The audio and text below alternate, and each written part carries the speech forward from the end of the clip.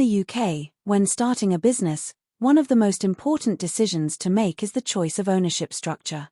Each structure comes with its own advantages and disadvantages, and the right choice will depend on the nature of the business, the number of people involved, and the level of risk the owner is willing to take.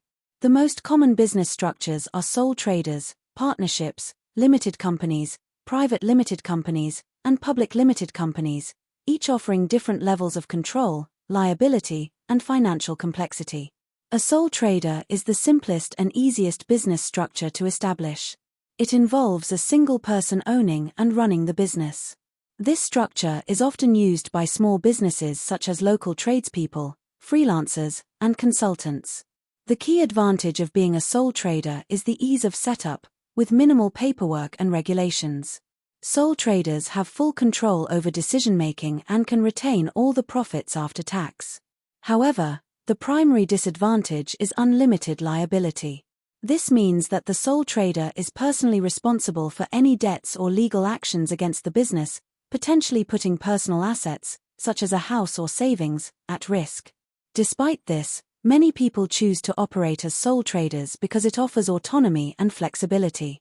For example, a self-employed electrician might work as a sole trader, benefiting from the simple structure and ability to work independently.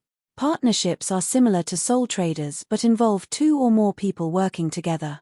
Like sole traders, partnerships are relatively easy to set up, and each partner shares in the profits and has a say in the business's operations. Partnerships can be particularly advantageous because they allow for shared responsibility and expertise, often leading to better decision-making. However, like sole traders, partnerships carry unlimited liability, meaning that each partner is personally liable for the debts of the business. This can be risky if one partner incurs debts or makes poor decisions, as all partners are jointly responsible. An example of a partnership could be a law firm where two or more solicitors work together, sharing both profits and liabilities.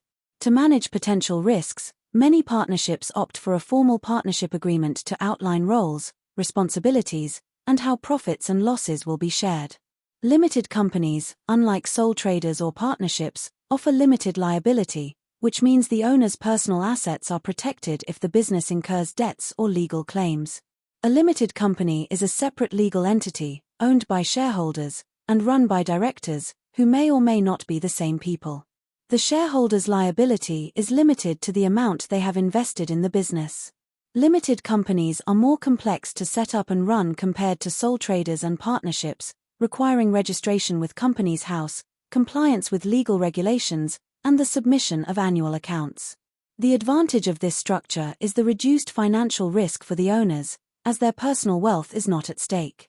A downside, however, is the administrative burden and costs associated with running a limited company, including taxes and reporting requirements. A small manufacturing company, for example, may choose to operate as a limited company to protect its owners from personal financial loss while accessing investment from shareholders.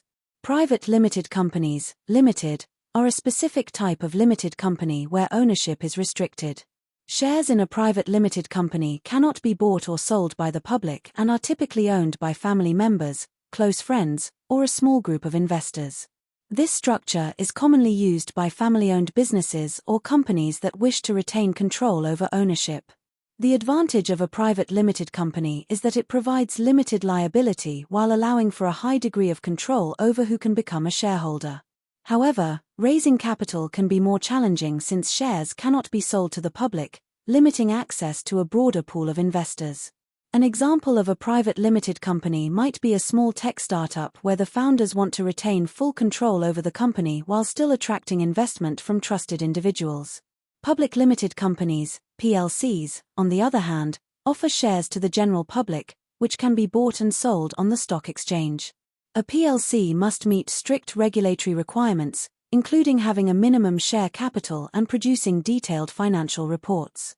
The primary advantage of being a PLC is the ability to raise large amounts of capital by selling shares to the public, making it a popular choice for larger businesses with ambitious growth plans. However, the process of becoming a PLC is costly and requires significant transparency and regulatory compliance, which can be burdensome. Additionally, The original owners may lose control of the business if a majority of the shares are purchased by outside investors. A well-known example of a public limited company is Tesco, one of the UK's largest supermarket chains, where shares are available to anyone who wishes to invest.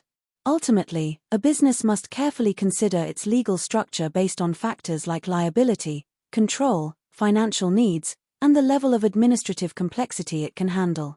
While sole traders and partnerships offer simplicity and flexibility, limited companies provide protection through limited liability, and private and public limited companies open up different pathways for investment and control.